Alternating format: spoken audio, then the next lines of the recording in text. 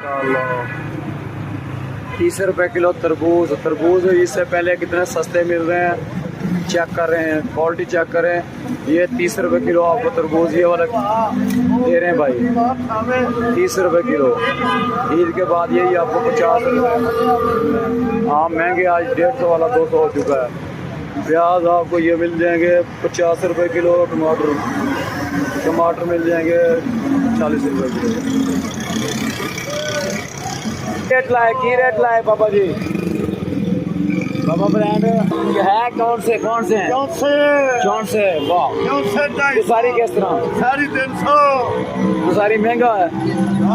अच्छा खाओ फिर आगे जाओ। माशाल्लाह ये मुल्तान रोड पे आम के लगे हुए हैं। तरबूज भी दिखा दिए और आम भी आप कुछ दशहरी और चौंसे का रेट बता दिया। ये ठोकर वाली साइड पे खड़े हैं, ठोकर वाली साइड, जो साइड ठोकर को जा रही है लाहौर मुल्तान रोड।